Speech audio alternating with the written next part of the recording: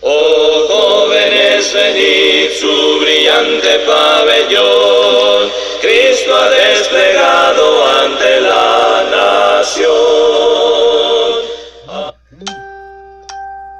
Y lazos quiere recibir y con él a la pelea os hará salir. Vamos a Jesús alistado sin temor, vamos a la lid inflamados de valor. Jóvenes, luchemos todos contra el mal, en Jesús llevamos nuestro general. Oh jóvenes, venid, el caudillo Salvador quiere recibiros en su derredor. Con él a la batalla salid sin vacilar, vamos pronto compañeros, vamos a luchar. Vamos a Jesús alistado sin temor, vamos a la lid inflamados de valor. Jóvenes, luchemos todos contra el mal, en Jesús llevamos nuestro general. Las armas invencibles del jefe guiador son el evangelio y su grande amor. Con ellas revestidos y llenos de poder, compañeros, acudamos, vamos a vencer.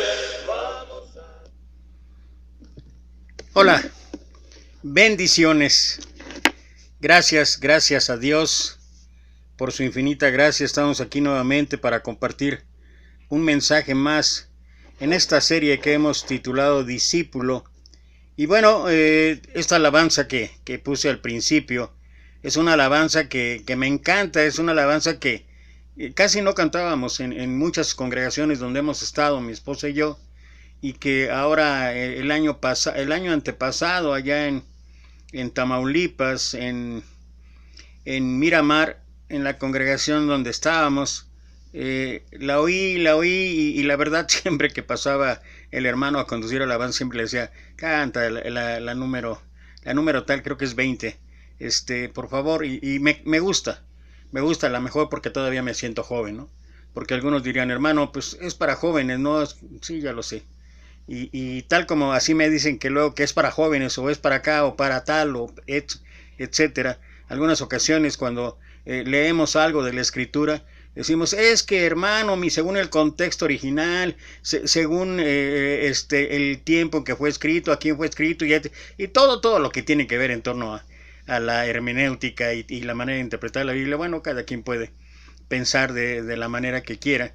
Y algunos pasajes creo que se nos olvida que en general toda la escritura, dice Pablo, toda la escritura es inspirada por Dios, útil para enseñar, para redarguir, para corregir e instruir en justicia, a fin de que el hombre de Dios sea enteramente perfecto, preparado para toda buena obra. Dice toda la escritura, o sea, habla en general todo, y en todo podemos encontrar un principio, y en todo podemos encontrar una manera de enseñanza, no solamente de nuestro maestro, sino de Dios mismo, en cuanto a qué hacer en nuestra vida cristiana. Y bueno, tiene que ver con el pasaje que estaré tocando el día de hoy. Este pasaje me encanta porque en muchas formas, en muchas maneras, hay una gran enseñanza, hay varias cuestiones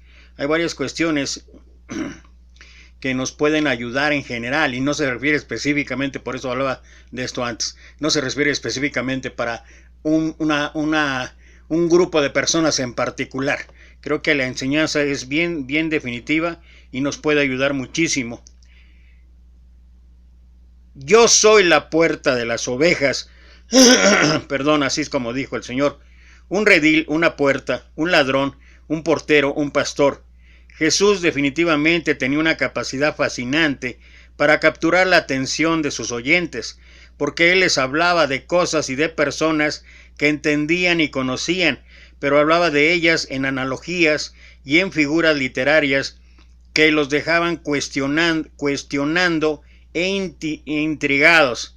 Dice la Escritura: de cierto os digo, el que no entra por la puerta en el redil de las ovejas, sino que sube por otra parte, ese es ladrón y salteador. Mas que el que entra por la puerta, el pastor de las ovejas es. A éste le abre el portero, y las ovejas oyen su voz, y a sus ovejas llama por nombre y las saca.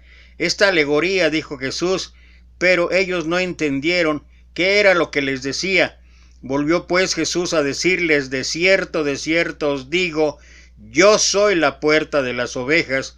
Todos los que antes de mí vinieron, ladrones son y salteadores, pero no los oyeron las ovejas. Yo soy la puerta.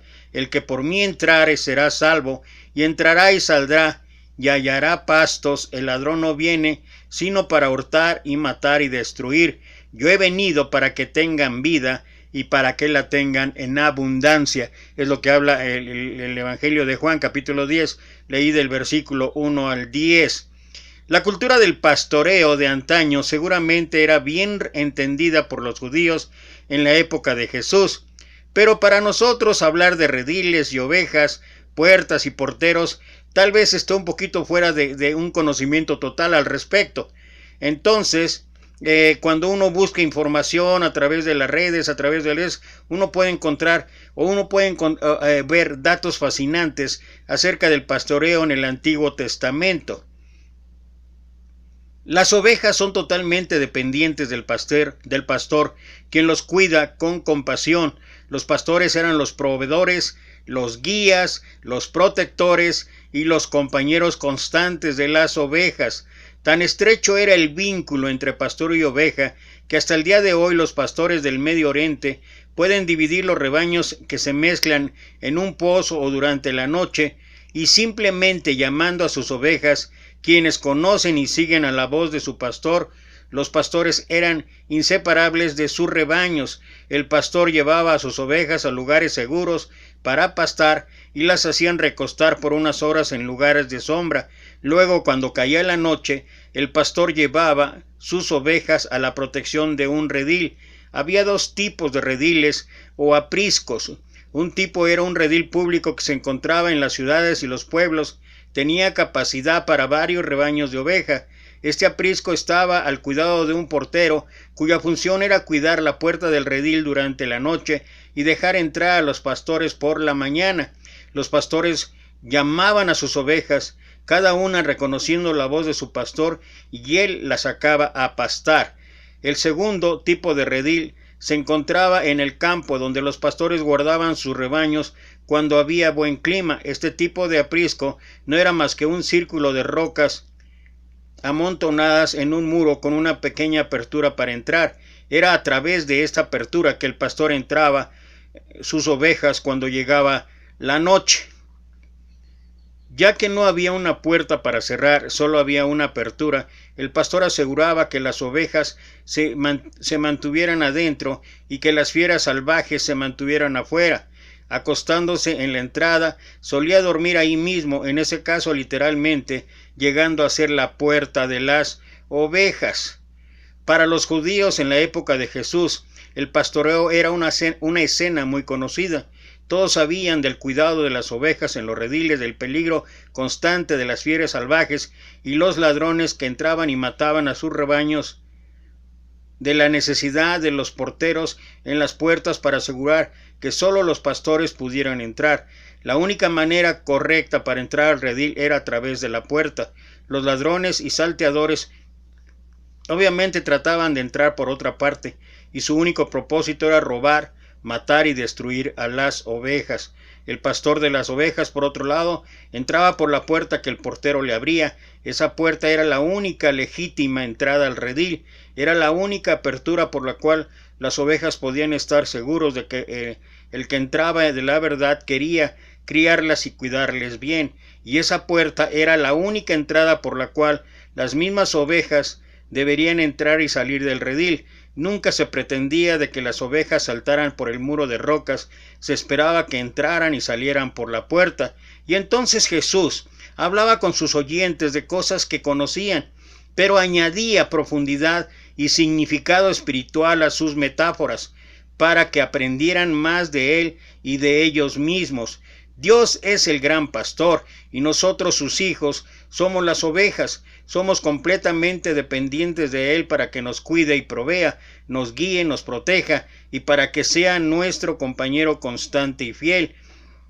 Nos vigila y nos cuida en lugares guardados y protegidos como los rediles, donde podemos estar a salvo de las fieras salvajes y los ladrones de esta vida que solo quieren robar y matar y destruir, y donde podemos encontrar refugio y descanso cuando estemos agotados. Su Hijo Jesucristo es la única legítima puerta a través de la cual Él como pastor nos puede entrar al redil por la noche y luego sacar del redil para pastar en el día, como es en el pastoreo de las culturas antiguas, cuando el pastor se acostaba en la puerta del redil y dormía ahí toda la noche, literalmente llegando a ser la puerta de las ovejas.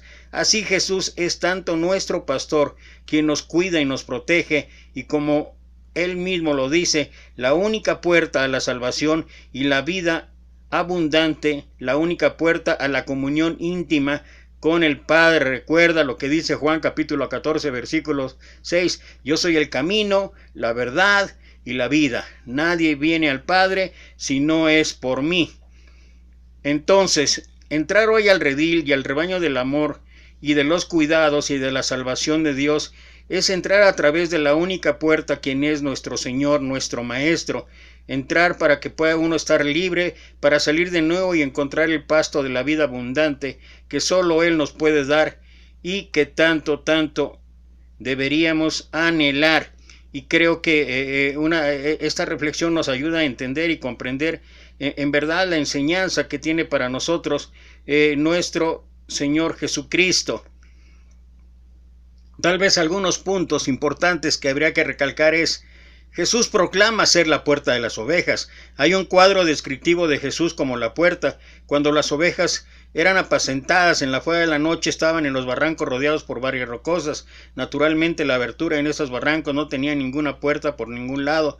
Y de la misma manera, Jesucristo es la puerta para nosotros que somos sus ovejas. Y bueno, hay varias cosas que importantes dentro del pasaje que deberíamos de considerar y que deberíamos meditar y reflexionar en cuanto a los asuntos que esta enseñanza nos puede dejar hoy en día, y que hay varios aspectos, hay varios detalles importantes. ¿Quiénes son los ladrones y salteadores? Y más que quiénes son, o más que poder identificar quiénes son estos, su manera de actuar y su manera de hacer. Porque recuerda, me viene muy a la mente, y lo voy a leer lo que Pablo, despidiéndose ya de la iglesia en Éfeso, no pudo ir hasta la iglesia de Éfeso. Entonces desde Mileto manda a llamar a los ancianos y manda a llamar a los pastores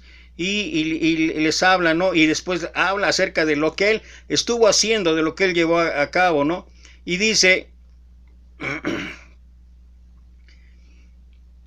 por tanto yo os protesto, estoy leyendo Hechos capítulo 20 versículo 26, por tanto yo os protesto en el día de hoy que estoy limpio de la sangre de todos, porque no he oído anunciaros todo el consejo de Dios. Y luego mira la instrucción clara, tiene que ver también con el pastoreo, tiene que ver también con todo lo que significa, porque, bueno, no quiero abundar ahorita en esto, pero habla acerca de la importancia que tiene quien es encargado de dirigir, de ministrar un rebaño. En este caso puede ser un anciano, pastores, etcétera, o puede ser el mismo predicador, ministro, evangelista, no lo sé, pero ahorita voy a abundar en eso. Pero mira lo que estoy hablando en cuanto a identificar. Uno no puede saber realmente quién es el ladrón y quién es el salteador. Uno no puede saber realmente, o no puede uno señalar no podemos señalar, pero sí hay algo que podemos ver. Dice el versículo 28, por tanto, mirad por vosotros y por todo el rebaño en que el Espíritu Santo os ha puesto por obispos para apacentar la iglesia del Señor, la cual él ganó por su propia sangre, porque yo sé que después de mi partida entrarán en medio de vosotros. Fíjate lo que dice. Estamos hablando de que en esencia lo que tratamos en la reflexión de ver o analizar era la manera, la actitud y las situaciones que vivían los pastores físicamente, literalmente, allá en el Medio Oriente. Y tratamos de identificar quiénes eran los salteadores y quién podría ser, y más que ver quiénes eran, cómo actuaban. Dice, yo sé que entrarán en medio de vosotros lobos rapaces que no perdonarán al rebaño, y de vosotros mismos se levantarán hombres que hablen cosas perversas para arrastrar tras sí a los discípulos. Entonces, no solamente es difícil señalar quién, sino a través de los hechos, a través de las situaciones, a través de las circunstancias, no solamente que lleguen de fuera del rebaño, sino que dice que aún dentro del rebaño, dice Pablo, entre vosotros mismos se levantarán hombres que hablen cosas perversas para arrastrar tras sí a los discípulos. Esto nos lleva a entender y comprender que de una u otra manera la Escritura nos advierte en cuanto a la enseñanza que nos da nuestro Señor, primero identificándose. Él es la puerta de las ovejas, no hay otra. Yo soy la verdad, yo soy el camino, la verdad y la vida. Nadie va al Padre si no es por mí. Jesús es el único acceso a Dios. Entonces, es muy un tanto problemático o difícil identificar quiénes lo hacen de manera contraria, pero como dije antes, y ahorita vamos a ver algunas cuestiones al respecto de cómo poder saber si entre nosotros mismos o de fuera hay quienes llegan no solamente a tratar de cuidar, apacentar y todo lo demás que tenga que ver con el rebaño, sino las cosas que están creando. Y Pablo en ese sentido estaba advirtiendo en cuanto a esto. Entonces, algo que me gustaría tocar y me gustaría abundar en esto es acerca de estas circunstancias, de esta situación. Habla ahí de pastores, y yo sé que muchos de nosotros, he hablado este tema, y yo sé que causa a lo mejor hasta molestia que sea reiterativo en este punto, y pido perdón si hay quienes no estén de acuerdo. No necesariamente tienen que estar de acuerdo, o sea, es decisión de cada quien, pero quiero dejar algo bien claro y bien cierto en cuanto a lo que yo pienso, en cuanto a lo que yo veo en la Escritura, y sobre todo lo que yo he vivido en 25 años de ministerio. Mira, yo nací en una congregación donde había ancianos, donde había diáconos, donde había maestros, donde había evangelistas. Era un trabajo de equipo, era un trabajo que de verdad poco a poco yo tuve que ir aprendiendo. Al integrarme a ese grupo de trabajo, fui aprendiendo que el trabajo entre varios esencialmente es una de las cosas. Esencialmente el trabajo entre varios es más fácil de llevar. Nosotros crecimos, mi esposa y yo, en una congregación de más de 350 personas. En los años 93, 94, llegamos a ser la congregación más grande en el país. Y solamente era la gracia de Dios. Pero es cierto que en una manera, en una forma, ayudaba mucho tener la estructura bíblica que habla la misma Escritura. Cuando Efesios 4:12 dice, y él mismo constituyó a unos apóstoles, a otros profetas, a otros evangelistas, a otros pastores y maestros. Y luego el versículo 2 en adelante habla de cuál es la situación por la cual debe de existir esa pluralidad y debe existir esta estructura bíblica a fin de perfeccionar a los santos. Y es un trabajo arduo, y si ese trabajo arduo se deja solamente en manos de una persona, lo más probable que se canse, lo más probable es que el desánimo llegue, lo más probable es que la frustración le invada, y lo más probable es que su trabajo no esté haciendo lo que realmente quiere el Señor de él. Entonces, yo he reiterado hasta el cansancio de que cada iglesia debería trabajar en oración, debería trabajar en enseñanza, debería trabajar en diversas formas o maneras con tal de que haya esa estructura bíblica que lo dice la Escritura, no lo digo yo. Yo te puedo decir que en el país, ya lo he mencionado, el 95% de las congregaciones son manejadas por una persona.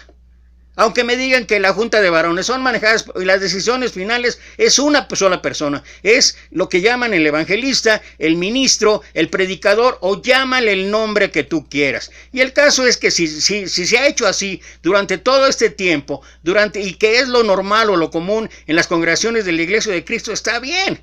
Y si quieren seguirlo haciendo así, está bien. Yo no tengo nada que ir en contra de todo eso. Pero simplemente también no estoy de acuerdo con algo que no es en cuanto a lo que verdaderamente necesitamos. En muchos sentidos, en el crecimiento, en la madurez, no solamente de gente, no solamente de alcanzar a nuevas gentes, sino en el propio crecimiento y madurez espiritual de cada miembro. Y si esto no se lleva a cabo de la manera que ha mandado el Señor, es obvio que por eso el 95% de esas congregaciones en el país son congregaciones que en promedio tienen 40 o 50, y no me salgan como una publicación que vi, que una congregación se mide no por el número de sus miembros, sino porque haya la sana doctrina. Pues si estamos hablando de sana doctrina, por favor, entonces estemos hablando de que tenemos que trabajar. Yo sé que muchos de nosotros de inmediato hablaríamos o diríamos, es que ahí están los requisitos en las cartas pastorales a Timoteo y a Tito. Sí, pero, ¿por qué nos hemos ido por el camino fácil? ¿Por qué? Entonces sí, con 2 o 3 años que estudie alguien, y no estoy en contra de que lo hagan está bien, pero la cuestión es de que sale una persona que tiene 24, 25, incluso 30 años, sale del instituto bíblico y ya va, y si tiene la oportunidad de dirigir una congregación, va y es de alguna manera asalariado, porque es sostenido por algún hermano allá en los Estados Unidos o alguna iglesia allá en los Estados Unidos, y yo sé que ellos lo hacen con todo el amor y todo lo demás, aunque hay otras cosas, pero no me voy a meter en esas honduras, pero está bien. Ahora, eso es lo normal o lo común para todas nuestras congregaciones, pero no siempre lo normal o lo común es lo mejor, y no siempre lo normal o común es lo correcto. Y lo correcto, si nos atenemos a eso, a las cartas pastorales de Timoteo y Tito, dice ahí en Tito, por esa razón te dejé en Creta, para que establecieses anciano y corrijas lo deficiente. Una de las cuestiones que Tito debería estar trabajando es encontrar hombres y desarrollar, porque si tú te quieres ir a lo que marca ahí las características que debe tener un anciano pastor o los diáconos, no vas a encontrar jamás. Eso te lo puedo asegurar, y te lo puedo asegurar con toda la credibilidad, no solamente de lo que habla la Escritura, te lo puedo asegurar por experiencia propia. Así no funciona, pero si lo quieren ver así, está bien. Entonces, no me voy a detener en una cuestión. Ya expliqué algunas de las razones por las cuales es necesario que cada congregación debiera tener esa estructura bíblica. Y créanme, hermanos evangelistas, predicadores, ministros, de veras, qué bueno su trabajo, qué gloria a Dios por toda la labor que hace. Pero ¿saben qué?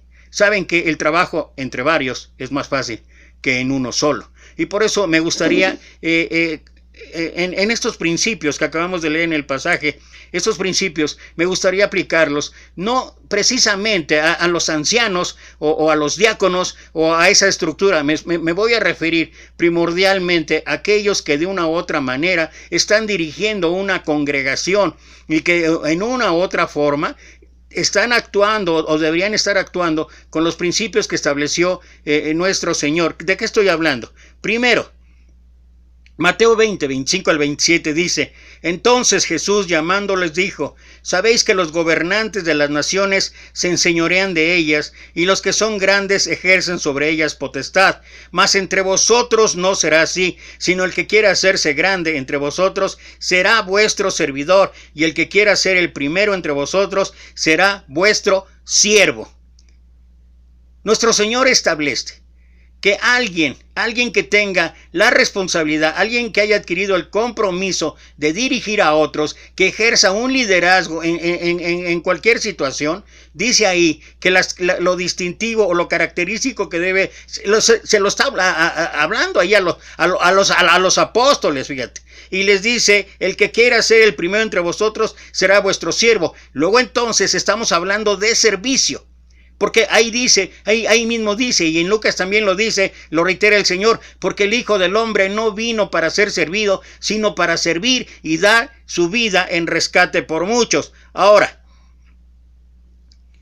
Dice primera carta a los Corintios, capítulo 16, versículo 15-16. Ya no me estoy refiriendo específicamente a ancianos o diáconos. Lo vamos a dejar a un lado. Estoy estableciendo principios para quienes tienen que dirigir o de alguna manera estar al frente de una congregación o tener la responsabilidad de cuidar al rebaño. Dice primera carta a los Corintios 16, 15-16, hermanos, ya sabéis que la familia de Estéfanas es las primicias de Acaya y que ellos se han dedicado, mira, nota, ellos se han dedicado al servicio de los santos. Servicio. Os ruego que os sujetéis a personas como ellos y a todos los que ayudan y trabajan. Servicio y trabajo.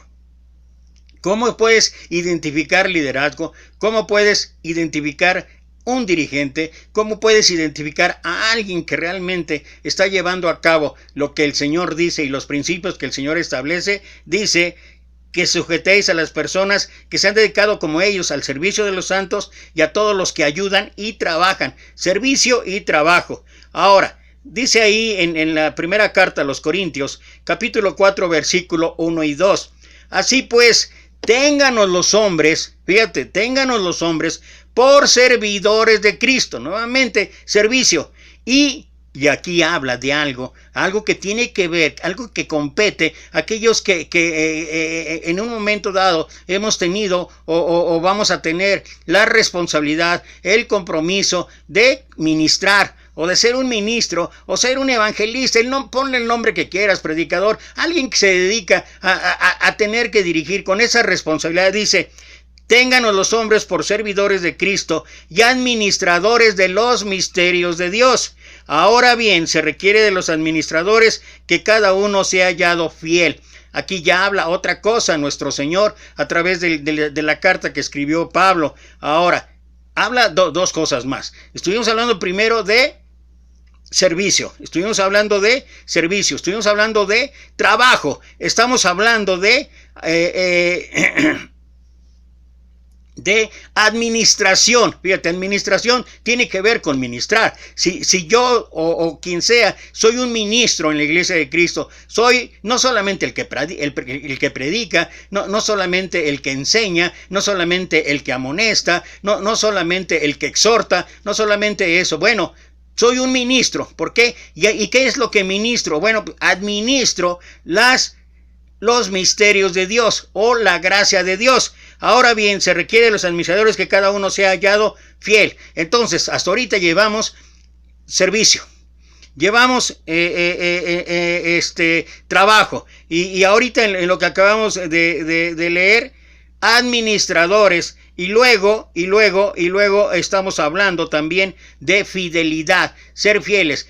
Principalmente ser fieles al Señor. Cuando yo soy fiel, cuando yo trabajo, cuando yo sirvo, cuando yo administro, es para Dios. Es lo que Dios me ha dado, es lo que Dios me ha encargado como responsabilidad. Luego entonces, cuando nosotros juntamos eso y vemos, nos podemos dar cuenta que ministrar tiene que ver con la reflexión que hacíamos al principio de lo que hacían ahí los pastores en el ejemplo que ponía nuestro Señor. Una de las características que debe identificar a estas gentes que sirven, que trabajan, que son fieles, que administran los misterios de la gracia de Dios, es cuidar, proveer, guiar, proteger y fomentar el compañerismo o la unidad en el cuerpo de Cristo.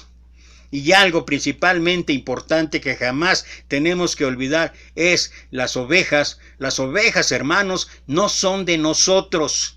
Las ovejas son de nuestro Señor Jesucristo. Nosotros cumplimos con una responsabilidad. No vayan a ser como aquel hombre que llegó a predicar a una ciudad y después de 2 semanas a la gente le encantó tanto como predicó que mucha gente al finalizar, porque organizaba una serie de predicaciones y al finalizar cada predicación y que se tenía un convivio, muchas gentes, como fueron invitadas todas las congregaciones, todas se reunieron ahí, eran más de 500 personas y muchas gentes se acercaron ahí al predicador que había llegado y le dijeron: hermano, ¿por qué no nos visita un día en nuestra casa y todo? Aquel hermano estaba acostumbrado a hacer esto, visitarlo. ¿Sí? Y entonces dijo, sí, claro que sí. Y 2 semanas después, hubo una reunión con todos los predicadores de las congregaciones y 2 o 3 predicadores, híjole, se le echaron literalmente encima al hermano y le dijeron, ¿cómo es posible que usted nos venga a robar nuestras ovejas? Y hasta usaron el pasaje ahí de Absalón, que se pone ahí a la puerta, entraba allá en Jerusalén, y que tú conoces la historia. O sea, robaba el corazón de la gente para que ellos casi votaran por él, ¿no? O sea, es la cosa más absurda. ¿Sabes por qué es absurdo? No es absurdo. No lo quería decir, pero yo fui ese hombre. Y fui atacado y fui cuestionado. Tenía 2 semanas de haber llegado. Y fui atacado y cuestionado de que yo me quería... ¿Y cuál es el argumento? ¿Cuál es la razón? No, es que usted va a empezar a visitar muchos hogares. ¿Y eso qué? Finalmente, ¿las ovejas de quién son? Y yo no estoy diciendo que voy a visitar a los hermanos para traerlos todos a mi congregación. Ahora, cada quien puede tener su congregación. Pero ¿sabes qué? Si es su congregación, para mí, entonces no es la iglesia de Cristo. No es la congregación de la iglesia de Cristo, porque la iglesia así se llama, iglesia de Cristo, porque es de Cristo, pertenece a Cristo, y las ovejas son de Cristo, y las ovejas son del Señor. Ahora, un mal ejemplo de hacerlo incorrectamente, lo que estoy hablando de cuidar, proveer, guiar, proteger y fomentar el compañerismo o unidad, es lo que ya he señalado en otras ocasiones, lo que escribe Dios a través del profeta Ezequiel en el capítulo 34. Dice en el versículo 1, vino a mí palabra de Jehová diciendo, hijo de hombre, profetiza contra los pastores de Israel, profetiza y di a los pastores, así ha dicho Jehová el Señor, hay de los pastores de Israel que se apacientan a sí mismos, ¿no apacientan a los pastores a los rebaños? Coméis la grosura y os vestís de la lana, la engordada degolláis, mas no apacentáis a las ovejas, no fortaleciste las débiles, ni curaste la enferma, no vendaste la perniquebrada, no volviste al redil la descarriada, ni buscaste la perdida, sino que os habéis enseñoreado de ellas con dureza y con violencia, y andan errantes por falta de pastor, y son presa de todas las fieras del campo, y se han dispersado. Anduvieron perdidas mis ovejas, porque todos los montes y en todo collado alto, y en toda la faz de la tierra fueron esparcidas mis ovejas, y no hubo quien las buscase, ni quien preguntase por ellas.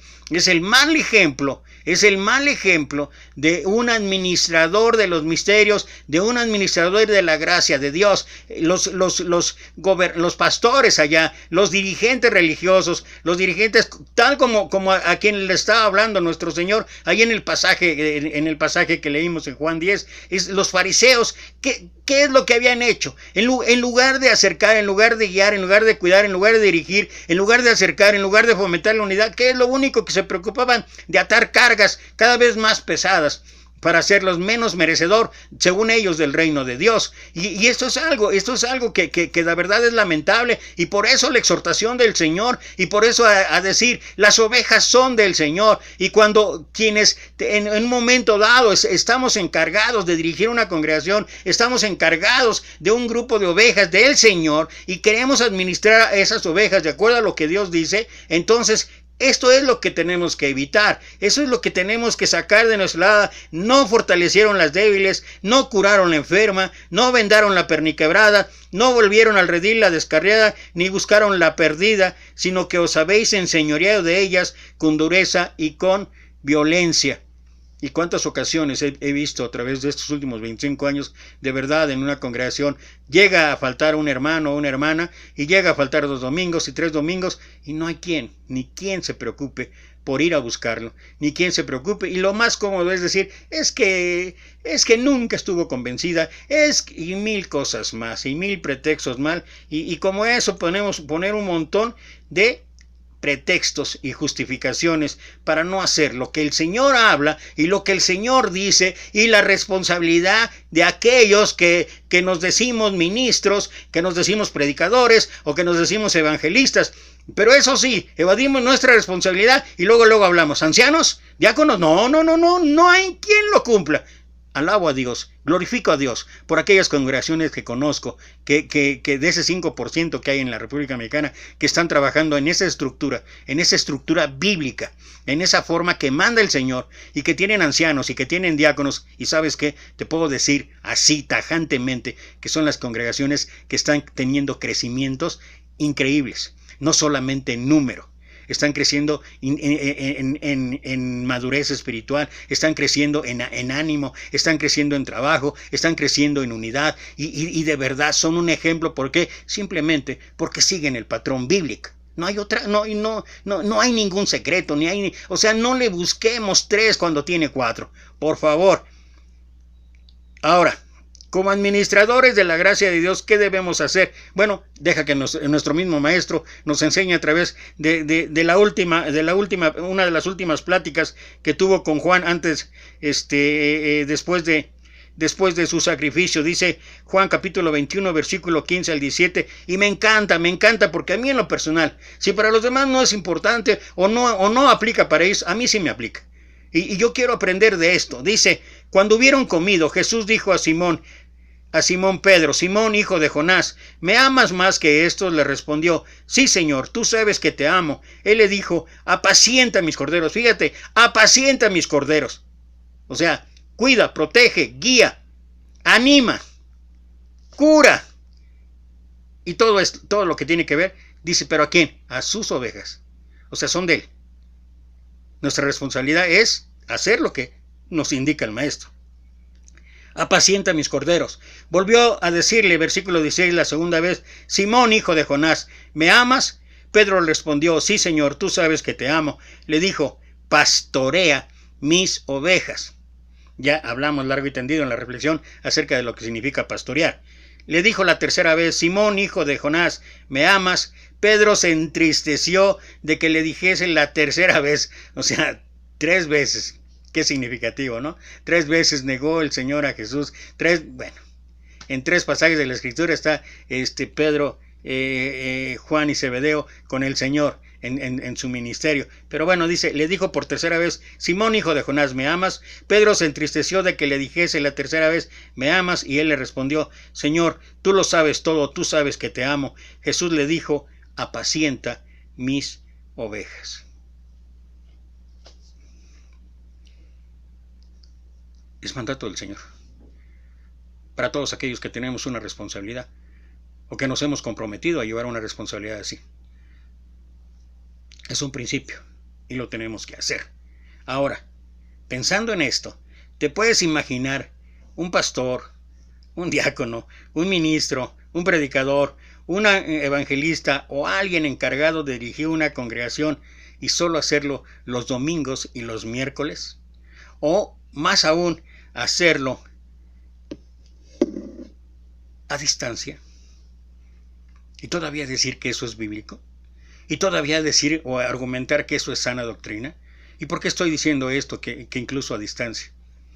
Hay dos congregaciones que me tocó estar ahí, una en la Ciudad de México y otra en Guadalajara. Los predicadores que conocí de ahí, wow, grandes instrumentos de Dios, con predicaciones. Ellos sí predican, yo no, yo a veces sí, soy un remedo de predicador, pero ellos sí predican. Y wow, sus prédicas, y hablan pero fuerte, así los dos tienen la voz de sí, hermanos, y no, después de oír una de sus exhortaciones, como que sale uno diciendo: híjole, Señor, perdóname, voy a cambiar. ¿Pero qué crees? Manejan sus congregaciones a distancia. Ambos en Estados Unidos la mayor parte del tiempo. Y de vez en cuando regresan a su congregación y piden cuentas a los que dejaron encargados en su congregación. Yo me pregunto, ¿eso es bíblico? Podrán tener grandes dones, grandes talentos, grandes aptitudes, grandes cosas, podrán predicar maravillosamente, podrán hacer muchísimas cosas más, podrán ser reconocidos, porque son muy reconocidos, no solamente aquí en algunas partes de México, también en algunas partes de Estados Unidos. Pero yo digo, eso es. ¿Y qué crees? Sus congregaciones,